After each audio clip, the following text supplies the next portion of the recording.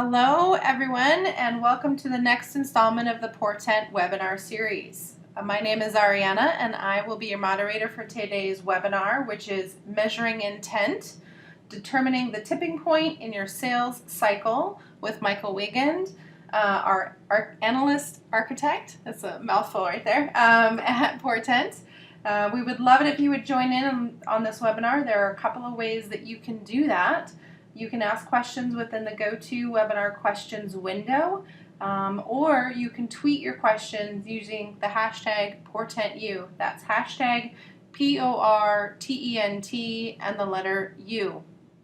And just so you know, in case you miss out on any of today's webinar or want to review it later, don't worry, because you will receive a follow-up email in the next couple of days, which will contain the link to the recorded webinar, the SlideShare link, and the bit.ly link bundle, which will contain any links to the resources that Michael is referencing today. So without further ado, please join me in welcoming Michael. Hey, Michael. Hey, guys. So real quick, I just want to make sure the audio is good for everybody. So if you could throw a chat up and just give me a thumbs up, and we'll get going here. Excellent. Cool. So today we're going to talk about measuring intent, and it's kind of when you talk about intent on the internet, it's kind of a fuzzy term. It's really hard to measure, and we'll get into why in a second here. But first, a little bit about me. You can follow me on Twitter at @mwiegand. Just warning you right now, fair warning. I post very, very little about marketing. I post mostly about scotch and my kids and music and blankets, and in that order too. So, so just be forewarned. Very few marketing links on that feed. Again, as Ariana mentioned, the hashtag today is PortentU. So if you want to shoot me over any questions midstream, we'll get to them all at the end. Or if we don't, I will personally follow up with all of them. We have a bit.ly link bundle that's going to have all of our resources on today's webinar, and that's at portent.co. That's not a typo. And then measuring-intent. So when you talk about intent, I kind of want to relate it to the marketing funnel, which is a thing that we're all used to as marketers. And that looks a little something like this. And I kind of whiteboarded a lot of this, so you'll have to put up with my chicken scratch. The traditional marketing funnel starts at the top. You got awareness, and then consideration, and ultimately conversion. On most marketing funnels you'll see out there, there's also a fourth step, which is loyalty. We're not exactly throwing out that concept, but today we're going to focus on really the middle part of the funnel. In terms of how that's measured in analytics, it maps to this concept of acquisition, behavior, and conversion. So they're very similar, and they kind of correlate together. The top and the bottom of the funnel are really, really easy to measure. And in fact, they aren't even dependent on your analytics setup, whether it be Omniture or Google Analytics, to even measure. If you have log files on your server, you can find out how many people made it to your website. And that covers the awareness and acquisition stage.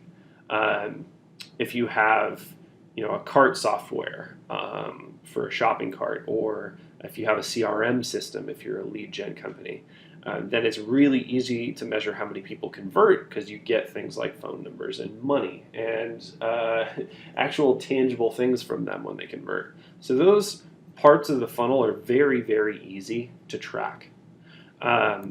What's really, really difficult to track is this piece, and it gets really squishy. So consideration and behavior is really, really hard to measure, both in just real life with humans, because humans are fickle, and with your analytics platform, because at a bare minimum, it requires customization to your analytics platform to track this properly. And we're talking about event tracking on your website. Even if you set up robust event tracking in your analytics platform, it's still hard to determine what pushes someone over the edge from a visitor to a customer. And that sort of seesaw, that teeter-totter, is really, really difficult. So we'll kind of talk about and map out the intent indicators on your site, setting up the event tracking, and ultimately building an intent scoring model that you can use to segment and do analysis on, and then ultimately to remarket to people that are stuck in this consideration and behavior state and get them along to conversion.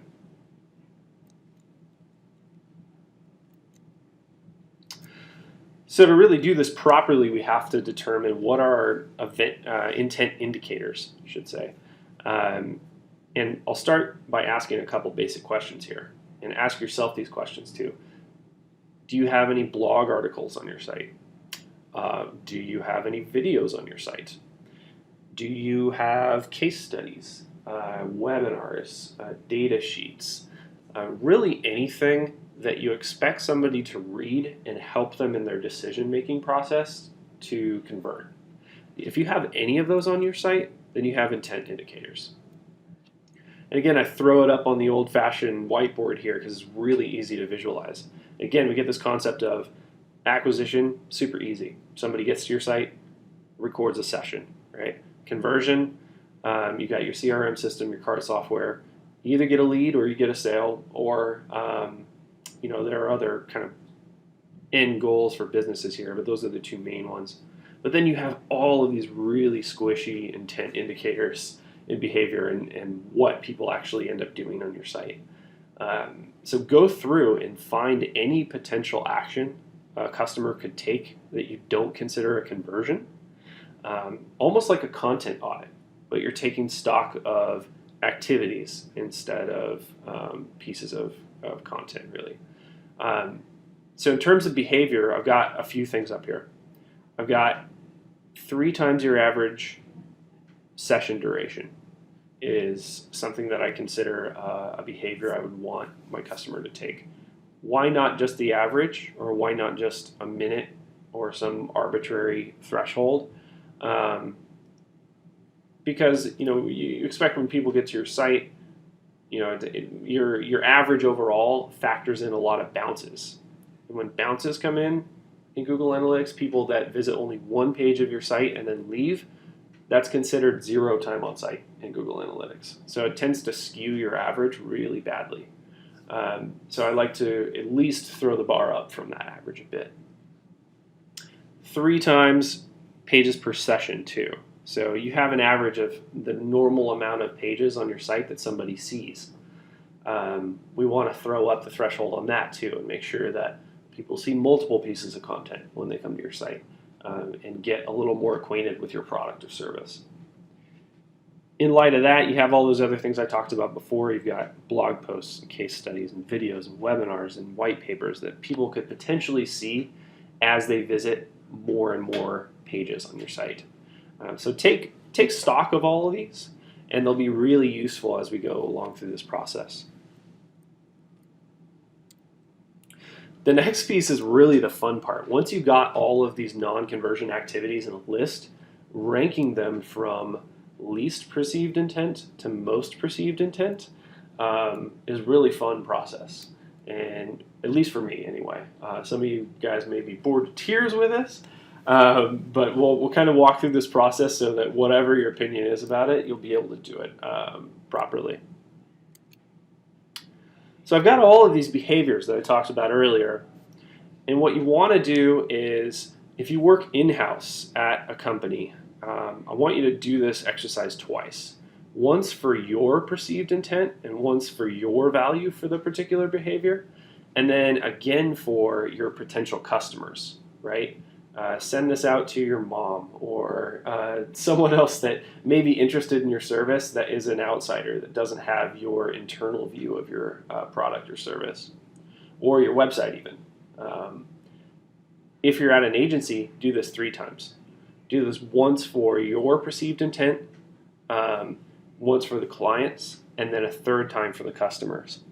And then that helps you kind of arrive at an average. So what you're doing here is you're saying, from lowest to highest, what is the behavior that has the least amount of value and perceived intent to actually purchase something on my site or to actually become a lead, and what kind of gets them to a higher state of intent. Is it my webinars, or is it my blog posts, or is it my videos? And you and your clients and your customers, potential customers, will all have different ideas about what's important to them on a website. Right? So getting different opinions on this is a really key part of valuing this intent.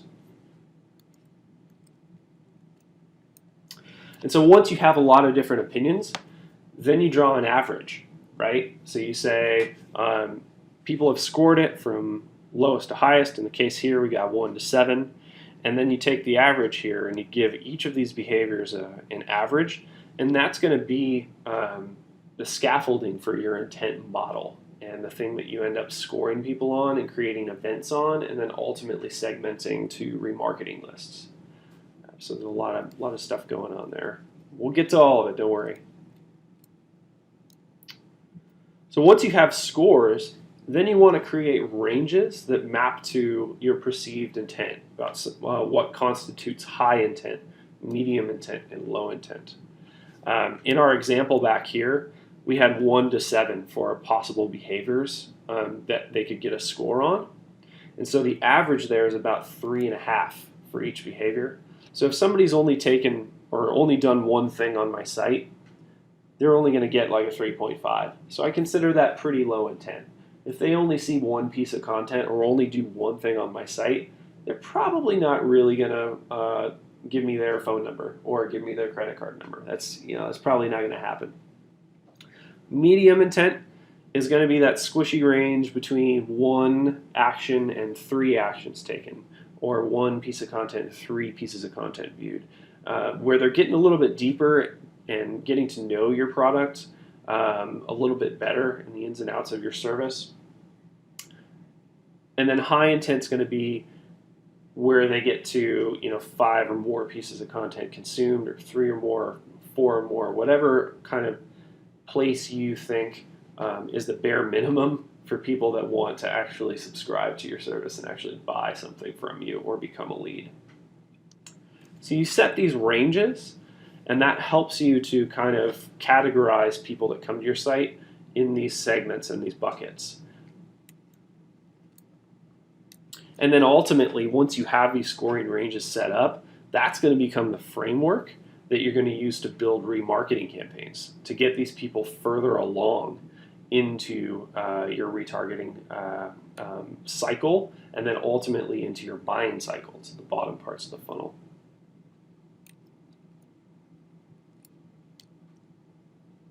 Now the issue becomes, do you have a way to measure all of the behaviors that you mapped out in your exercise on the whiteboard on your site?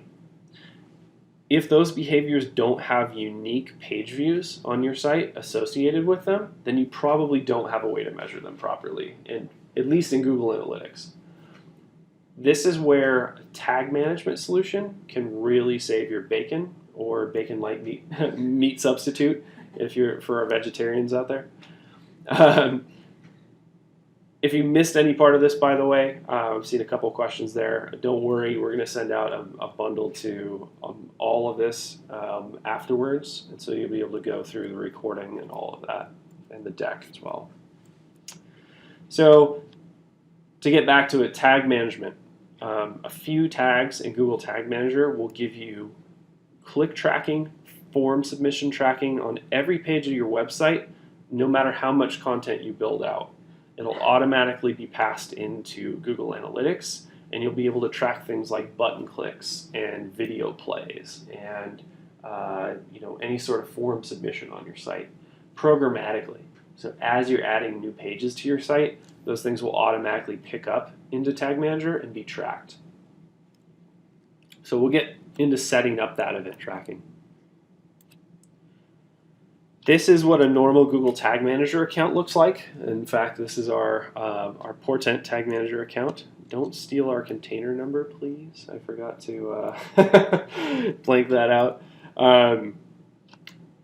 So when you set up these tags, you want to go to the New button. It's pretty straightforward. You pick Tag there. And then you want to go to this Event Listener category. And this is the framework that basically sets up on each of your pages a signal that tells Tag Manager and ultimately Google Analytics when people take certain actions on your site and take certain behaviors. So you have everything from a link click listener to form submit and normal click listeners to timers and even JavaScript error listeners. Most of us won't get into this category down here, but I recommend that you set up these three at a bare minimum: link click, form submit, and click listener. Once you have those established as tags, you want to make sure that they're firing on all pages of your site.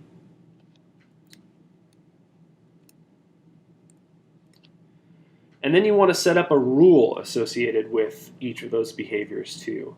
And that'll basically tell Google Analytics when this event happens, when this link click happens, send off an event to Analytics telling me more about that link click, what page it happened on, whether it was the top button that relates to that activity or the bottom button, things like that.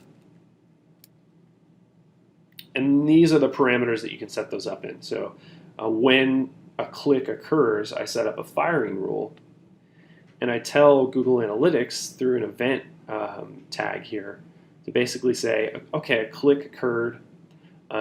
This is the element URL that it occurred on, and these are the classes and IDs of that particular link or object that I'm trying to track.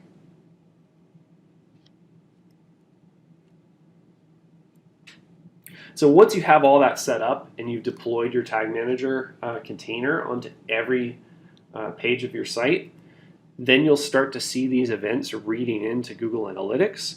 All you have to do is search in the top left corner in Analytics for top events. And once you get to that report, you'll see something like this. It'll start reading in your clicks and your link clicks and your form submissions on your entire site for whatever date range that you're looking at. This does not work retroactively, unfortunately. Only works from the time you set it up forward. So don't expect it to be a magician. So once you've got those events reading in and everything, you can configure goals around them. And goals are basically how you assign a value to things in Google Analytics. We're going to assign dollar values in this example here, but don't worry. Those aren't real dollar values, but they're just a vehicle to get your new event scoring model that we defined earlier into Google Analytics and have it start aggregating scores on each visitor to your website. So once you've got event actions and labels coming in here, I anonymize these, but you might have, let's say, a video, a link click for to go off to a YouTube video or something like that, where somebody can figure out more about your product or service.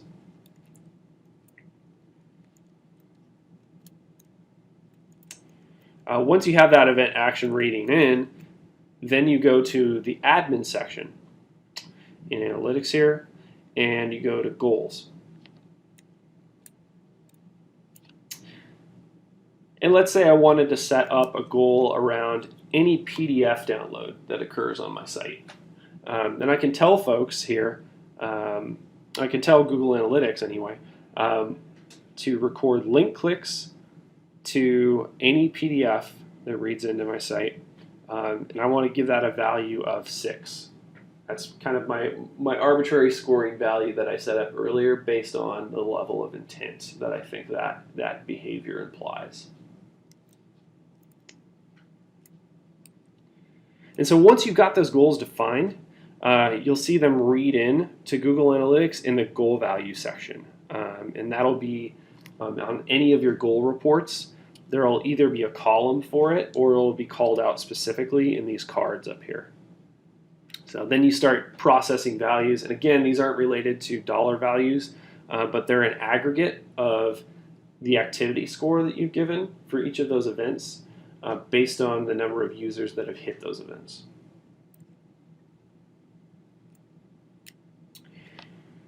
This is where we get into defining segments in Google Analytics. So over time, as those goal values build up, they will leave you the ability to bucket visitors in different segments based on their level of intent.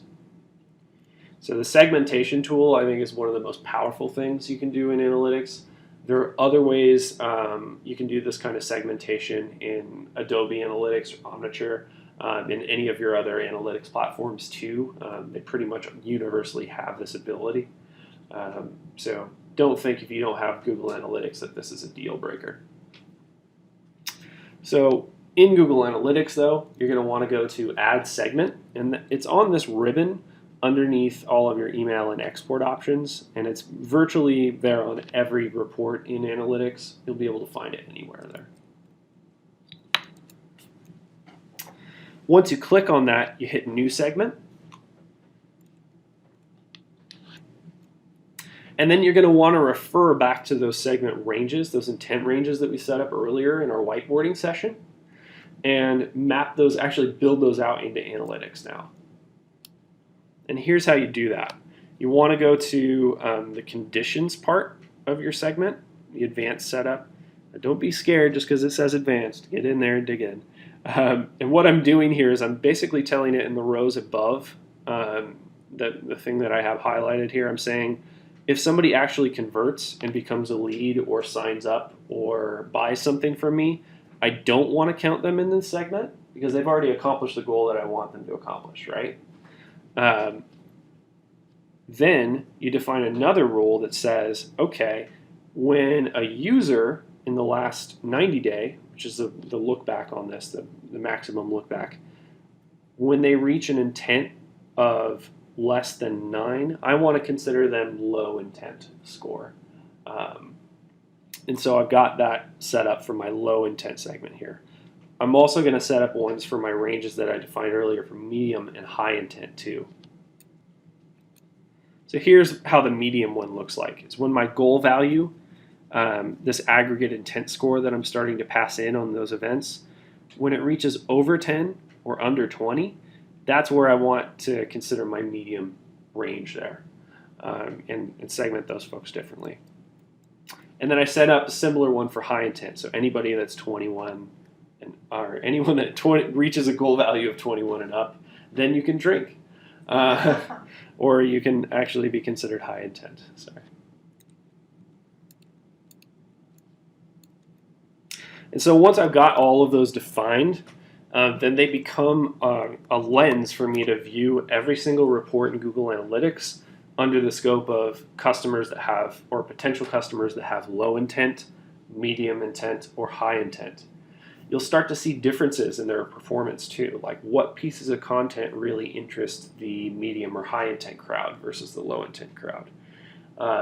What traffic sources are they coming in off of?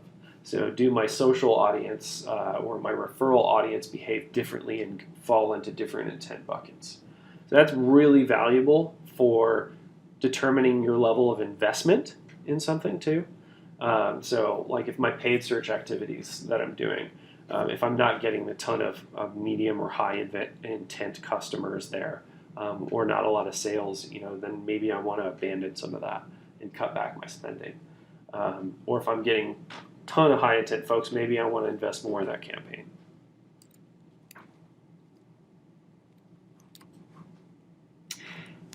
And that's where we actually get to remarketing.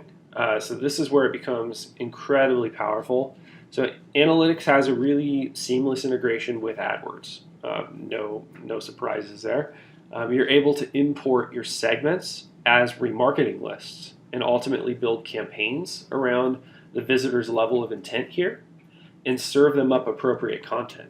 So if I've got somebody who's medium intent, maybe I want to serve them a higher value piece of content like a webinar, like signing up for something that's a little more involved and tells them a bit more about my product.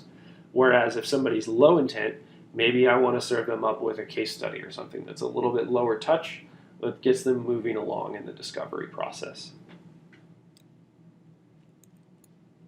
So here's how you do that. It's incredibly easy once you have these segments set up. Is you literally just click this little drop down here, and based on this low intent segment, I can actually remarket to these folks. I click the remarket button, and I get a screen like this. And it basically says, okay, you're linked up with AdWords with your analytics account. Here are the conditions of that segment that you built. And now you want to actually set a look back period for these people. So you can go a maximum of, for the remarketing audiences, you can go a look back of 30 days, but you can set the membership to this list to up to 90 days. So you can continue to remarket to these folks for a while until they either get to the next stage of intent or they go on to actually convert, and then you don't need to retarget to them anymore.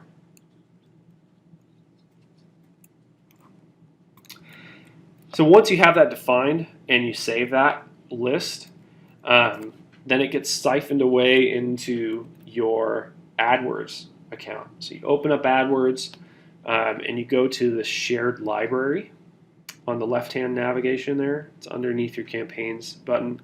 And then you want to click on audiences. So this is where you'll find all of your remarketing lists. And then you'll notice here is anything that I set up in analytics and save, it'll be ported over to my AdWords account seamlessly here, and I'll be able to actually set up a campaign and remarket to these people. So here's my low intent segment that I set up here, and I imported all my other ones too, my medium intent, my high intent folks. And I'm going to create campaigns that really reach out to them with appropriate content based on where they're at in the buying cycle. So all of that exercise earlier that we did leads up to this point in making your marketing more intelligent and moving on with this process. So again, for those of you that have asked questions about this, I kind of breezed through that in a half hour here. But any questions on this, or if you missed the first part of it where we did the whiteboarding session, I'm going to have a ton of different useful links on all of the steps in this process at portent.co/measuring-intent. And you'll be able to go there. And then likewise, any of you guys have fired in some Portent U questions on Twitter. If you can use that hashtag, I'll go follow up on them throughout the day here. And then I see that actually a lot of you have put in some questions here already. So I'm going to go through those right now and try to answer them. 1 second here.